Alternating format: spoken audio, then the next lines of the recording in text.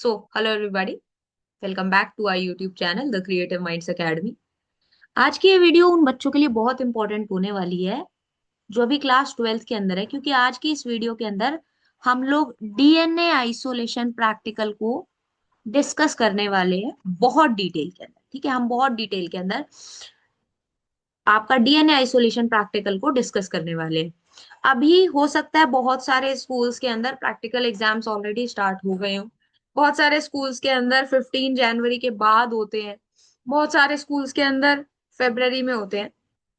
सो आज की ये वीडियो उन बच्चों के लिए है जो अभी पीसीबी स्ट्रीम से हैं एंड अपना बायोलॉजी का प्रैक्टिकल एग्जाम वो लोग अभी देंगे। ठीक है, तो उसके अंदर ये जो डीएनए आइसोलेशन प्रैक्टिकल है ना, ये बहुत इंपॉर्टेंट है। ठीक है, इसकी वेटेज जो है वो काफी अच्छी होती है एंड ये मेजर प्रैक्टिकल है। ठीक है, ये मेजर प्रैक्टिकल है। तो आज हम लोग इस प्रैक्टिकल को बहुत डिटेल में डिस्कस करने वाले हैं। Aim, requirements, procedure, result discussion, ठीक है, प्रिकॉशंस क्या होने चाहिए एंड क्या क्वेश्चंस आपसे पूछ सकता है एग्जामिनर, उसकी बात भी हम लोग आज की इस वीडियो के अंदर डिटेल में करने वाले हैं। ठीक है, तो इस वीडियो को बहुत आप ध्यान से देखना, बहुत ध्यान से समझना। जो पीडीएफ रहेगा, आप हमारे टेलीग्राम चैनल जो कि द क्रिएटिव माइंड्स एकेडमी के नाम से है, जिसका लिंक आपको वीडियो के डिस्क्रिप्शन बॉक्स में मिल जाएगा, वहां से आप इस पीडीएफ को डाउनलोड कर सकते हैं।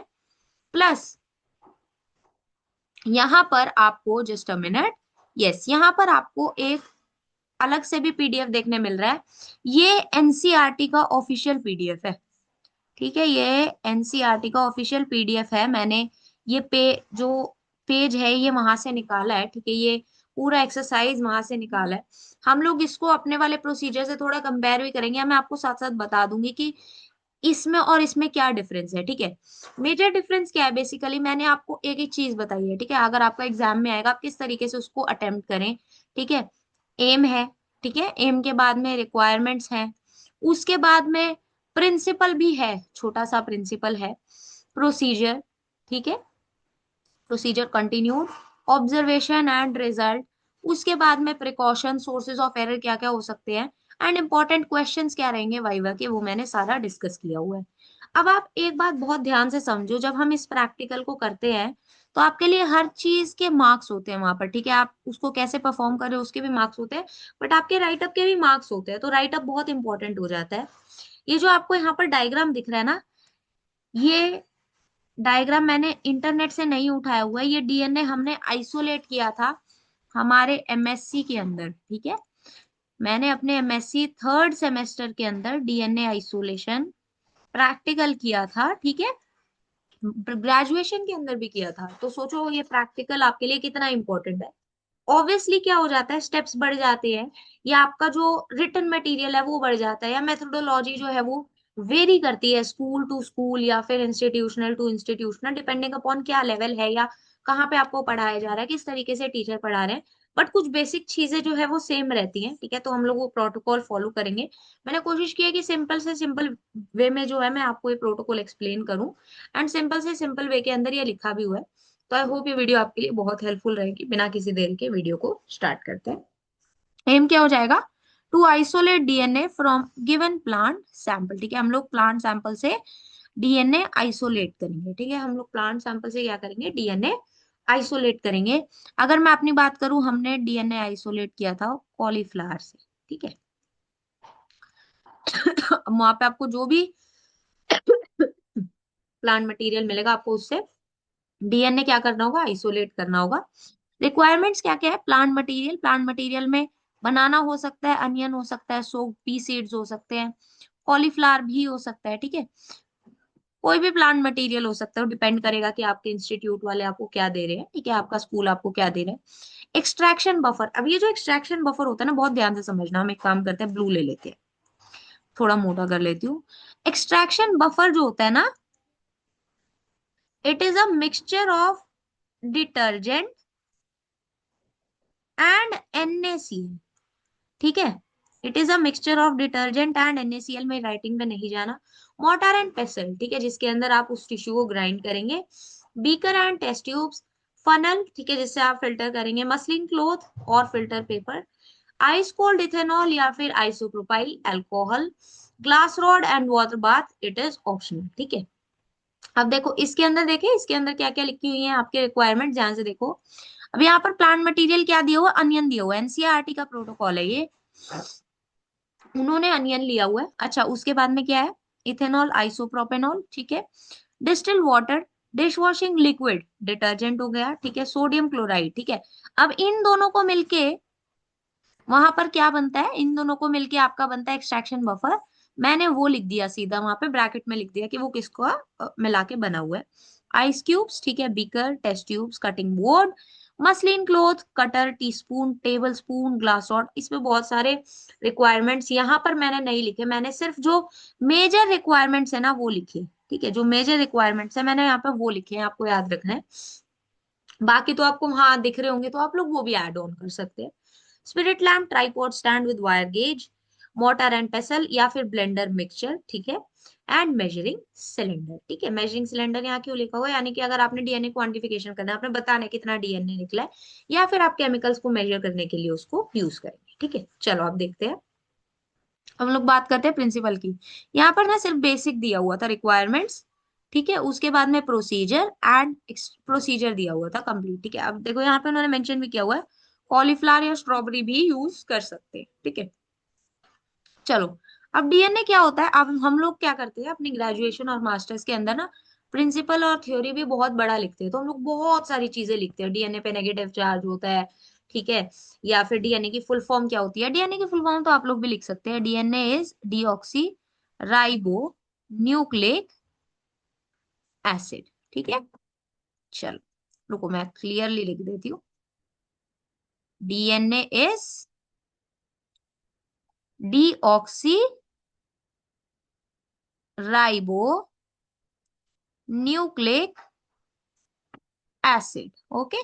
चलो, DNA is present in nucleus of the cell, ठीक है। अब डिटर्जेंट क्या करता है, प्रिंसिपल में आप लोग क्या लिखते हैं बेसिकली, आप लोग जो कंपोनेंट्स है ना उनका क्या रोल है, ठीक है। कंपोनेंट्स का क्या रोल है ना डीएनए आइसोलेशन के अंदर, आप वो मेजरली मेंशन करते हो, ठीक है। चलो, अब डिटर्जेंट क्या करता है, ठीक है। एक्सट्रैक्शन बफर किससे मिलके बना हुआ है, डिटर्जेंट एंड एनएसीएल। डिटर्जेंट क्या करेगा, जो फॉस्फोलिपिड सेल मेम्ब्रेन है उसको डिसॉल्व करेगा और न्यूक्लियर मेम्ब्रेन को डिसॉल्व करने का काम करेगा, ठीक है। सॉल्ट या फिर NaCl क्या करता है, it helps in the removal of protein and neutralises the negative charge on DNA. मैंने आपको बताया डीएनए के ऊपर नेगेटिव चार्ज होता है, डीएनए के ऊपर क्या होता है, नेगेटिव चार्ज होता है। तो सॉल्ट क्या करता है, नेगेटिव चार्ज को न्यूट्रलाइज करने का काम करता है, प्लस प्रोटीन को रिमूव करने का काम करता है। प्रोटीएज, ठीक है, अगर ऑब्वियसली मिला है तो आप लोग उसको मेंशन करेंगे, वरना जरूरी नहीं है। It digest proteins associated with DNA, यानी कि डीएनए जो होता है उसके साथ में जो एसोसिएटेड प्रोटीन्स होते हैं उनको डाइजेस्ट करने का काम करता है प्रोटीएज। आइस कोल्ड इथेनॉल, अब वहां पे उन्होंने अलग से लिखा हुआ था, वहां पे ना उन्होंने देखो यहाँ पर प्रोसीजर में इथेनॉल आइसोप्रोपेनॉल और अलग से आइस क्यूब थे। हम लोग क्या करते हैं, आइस कोल्ड चिल्ड इथेनॉल लेते हैं, ठीक है। हम लोग क्या करते हैं बेसिकली चिल्ड इथेनॉल ले लेते हैं। वो क्या करता है बेसिकली, प्रेसिपिटेशन में हेल्प करता है, ठीक है। चिल्ड इथेनॉल क्या करता है, ये डीएनए प्रेसिपिटेशन के अंदर हेल्प करता है, ठीक है। डीएनए प्रेसिपिटेशन के अंदर ये हेल्प करता है, ठीक है, as it is insoluble in alcohol, ठीक है। अब डीएनए क्या होता है बेसिकली, अल्कोहल के अंदर इनसॉल्यूबल होता है, ठीक है। बट वो क्या करता है, वहां पर जो आइस कोल्ड इथेनॉल होता है, इथेनॉल होता है, वो क्या करता है डीएनए को प्रेसिपिटेट होने में हेल्प करेगा, ठीक है। Thus DNA separates out as white fibrous threads, यहाँ पर आपको इसके अंदर दिख भी रहा है, ठीक है। यहाँ पर ये डीएनए नीचे आइसोलेटेड है, ठीक है, ओके। आप लोग वहां पर ऑब्वियसली टीचर को आइसोलेटेड डीएनए दिखाएंगे, बट आप लोग इस तरीके से वहां पर डायग्राम भी ड्रॉ कर सकते हैं, ओके। चलो आगे देखते हैं प्रोसीजर क्या होगा, ठीक है। पहले इस प्रोसीजर को देखते हैं, फिर हम लोग एक बार जो एनसीईआरटी का जो प्रोटोकॉल है उसको भी एक बार देख लेंगे, ठीक है। Take fresh plant material and grind it thoroughly in a mortar and pestle using a small quantity of water to form homogeneous paste, ठीक है। यानी कि आपको क्या करना है, सबसे पहले आपको प्लांट मटेरियल लेना है, एक पर्टिकुलर अमाउंट लेना है प्लांट मटेरियल का, ठीक है। उसके बाद में आपने क्या करना है, उसको अच्छे से ग्राइंड करना है मोटार एंड पेसल के अंदर, ठीक है। मोर्टार एंड पेसल के अंदर आप लोग उसको क्या करेंगे, बेसिकली ग्राइंड करेंगे एंड उसका स्लरी बनाएंगे। ठीक है, वहां पर स्लरी फॉर्म हो जाएगी। स्लरी का मतलब क्या होगा, एक फाइन पेस्ट फॉर्म हो जाएगा। ठीक है, वहां पर क्या हो जाएगा, एक फाइन पेस्ट फॉर्म हो जाएगा। आपको बहुत फाइन ग्राइंडिंग करनी होगी, वहां पर बहुत अच्छे से ग्राइंडिंग करनी होगी। एड एक्सट्रैक्शन बफर, उसके बाद आप क्या करोगे, वहां पर एक्सट्रैक्शन बफर ऐड करोगे। एक्सट्रैक्शन बफर में क्या क्या है, it contains detergent and NaCl, and उसके बाद में आप उसको मिक्स करेंगे। ठीक है, जब हम वहां पर एक्सट्रैक्शन बफर को मिक्स करेंगे, ऐड करेंगे, तो वो क्या करेगा, सेल मेम्ब्रेन और न्यूक्लियर मेम्ब्रेन को डिसॉल्व करने में, उनका ब्रेक डाउन करने में हेल्प करेगा। अब आपने क्या करना है, incubate the mixture for few minutes. ठीक है, वार्म वाटर बाथ में if mentioned in the protocol to enhance cell lysis. ठीक है, यानी कि आप क्या करेंगे, बेसिकली इंक्यूबेशन कर देंगे ताकि वहां पर क्या हो सके, सेल लाइसिस फैसिलिटेट हो सके। ठीक है, सेल लाइसिस क्या हो सके, वहां पर फैसिलिटेट हो जाए।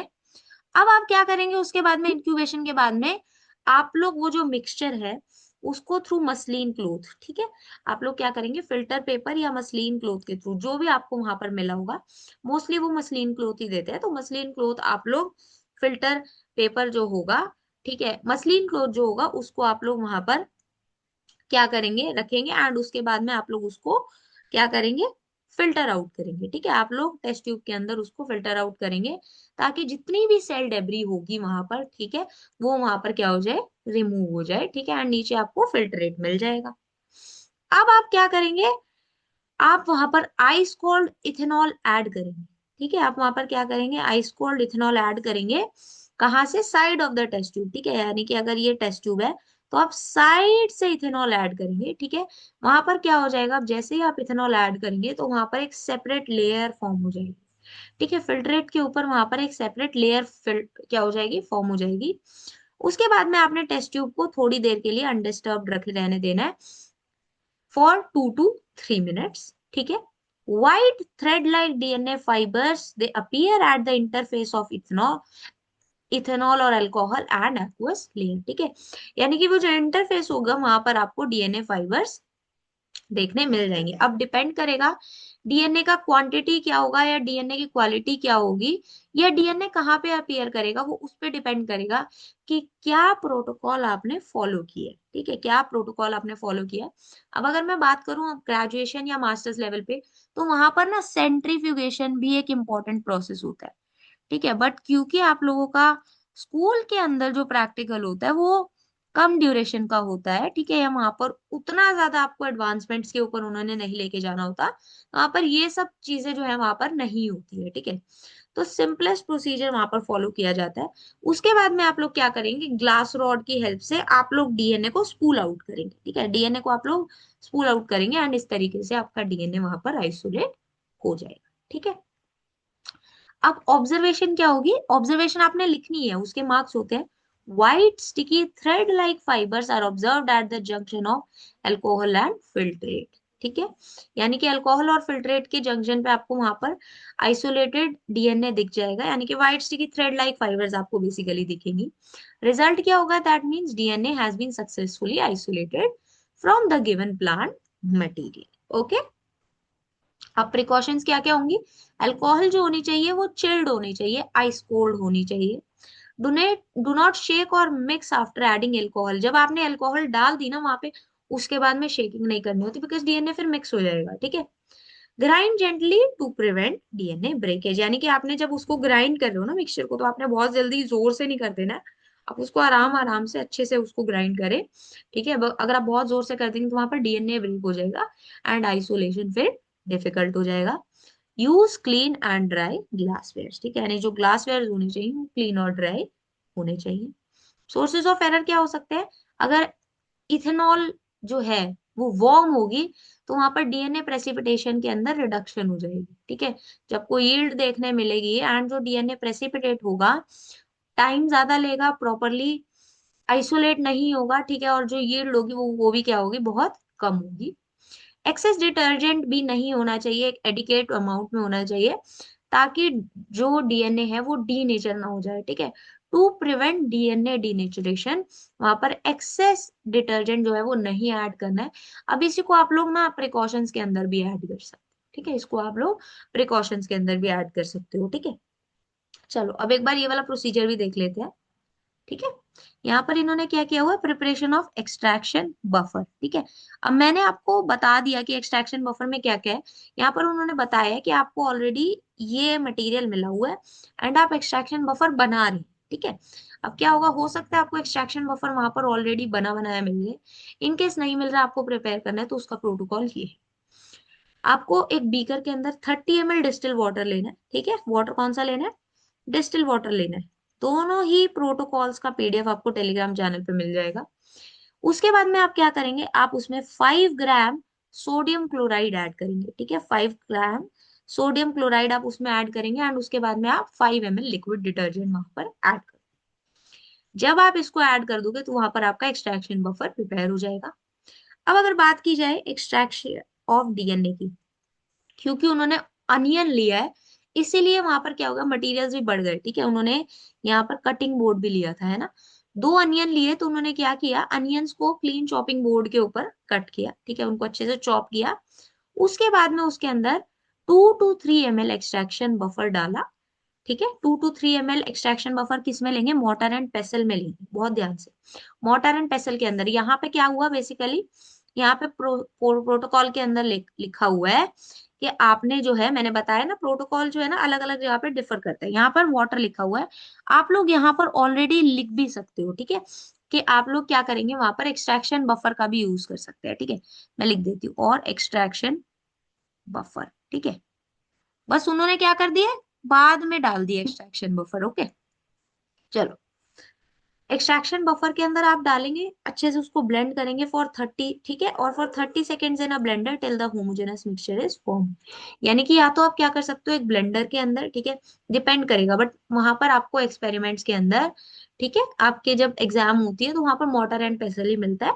ब्लेंडर के अंदर वो नहीं देंगे आपको ग्राइंड करके, तो वहां पर आप स्लरी बनने तक उसको अच्छे से ग्राइंड करेंगे मोटर एंड पेसल के अंदर। ठीक है, स्लरी बनने तक आप वहां पर क्या करेंगे, उसको अच्छे से मोटर एंड पेसल के अंदर ग्राइंड करेंगे। ठीक है, स्लरी वहां पर फॉर्म हो जानी चाहिए।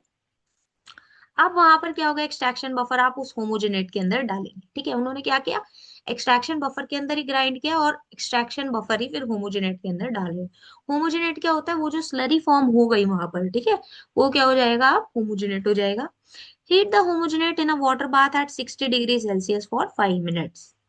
अब ये स्टेप्स जो है यहाँ पर एडिशनल है। ठीक है, आपने क्या करना है, वो जो होमोजेनेट है उसको वाटर बाथ के अंदर 60 डिग्री सेल्सियस पे फॉर 5 मिनट्स उसको हीट करना है।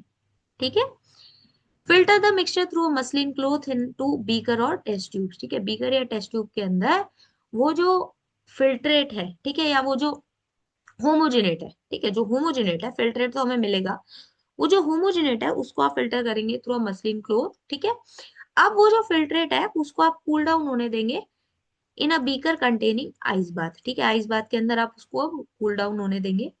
जब वो कूल डाउन हो जाएगा, जब वो फिल्ट्रेट कूल डाउन हो जाएगा, आप उसके अंदर चिल्ड इथेनॉल या फिर आइसोप्रोपेनॉल डालेंगे। ठीक है, साइड ऑफ द बीकर। ठीक है, लेट्स से ये टेस्ट ट्यूब है, ठीक है, इसको मान लो ये टेस्ट ट्यूब है। ठीक है, अब टेस्ट ट्यूब का साइड ये होगा ना, तो बिल्कुल यहां से आप लोग उसको डालेंगे। ठीक है, यहाँ से आप लोग उसको क्या करेंगे, बिल्कुल डालेंगे। ठीक है, चलो अब डीएनए कैसे अपीयर करेगा, it will appear as white thread. Glass rods की हेल्प से आप लोग डीएनए को स्पूल आउट कर। ठीक है, ग्लास रॉड की हेल्प से आप लोग डीएनए को स्पूल आउट कर। ठीक है, आप चाहो तो ये प्रोसेस लिख सकते हो। देखो किस तरीके से आपको टीचर्स ने लिखवाया हुआ है, परफॉर्म करवाया हुआ है, उस पर भी डिपेंड करेगा। बट इन केस आपको एक जनरल प्रोटोकॉल चाहिए तो वो ये है। ठीक है, आप लोग इसको फॉलो कर सकते हैं। अभी हमने प्रिकॉशंस की भी बात कर ली, ये सब चीजें यहाँ नहीं लिखी हुई थी, यहाँ सिर्फ एक पेज का सिर्फ प्रोटोकॉल था, तो वो सब चीजें मैंने आपको यहाँ पर बहुत ही छोटे तरीके से बता दी। ठीक है, ऑब्वियसली आप लोग डीएनए के बारे में और चीजें भी लिख सकते हैं, वहां पर डायग्राम आप लोग ये बना के आएंगे तो आपको मार्क्स मिल जाएंगे। ठीक है, आप लोग वहां पर दिखा भी सकते हो, जैसे मैंने दिखाया ना, ये क्या हो जाएगा, दिस इज आइसोलेटेड डीएनए। ठीक है, आई वुड से कि आप लोग चाहें तो यही वाला प्रोसीजर भी वहां पर फॉलो कर सकते हैं या फिर लिख सकते हैं। ठीक है, क्योंकि राइट अप के भी मार्क्स है। ठीक है, जो आपको बेटर लगता है आप वो लिख सकते हैं, जैसे आपके टीचर्स ने करवाया आप लोग वो लिख सकते हैं। अब यहाँ पर कुछ 5 क्वेश्चंस हैं जो जनरली टीचर्स पूछते हैं वाइवा वोसे के अंदर, इस पर्टिकुलर एक्सपेरिमेंट से। फर्स्ट इज डिटर्जेंट, वहां पर क्यों यूज हुआ? डिटर्जेंट का काम किया मैंने ऊपर प्रिंसिपल में भी बताया। डिटर्जेंट क्या करता है? सेल मेम्ब्रेन और न्यूक्लियर मेम्ब्रेन को डिसॉल्व करने का काम करता है। ठीक है, डिटर्जेंट क्या करता है?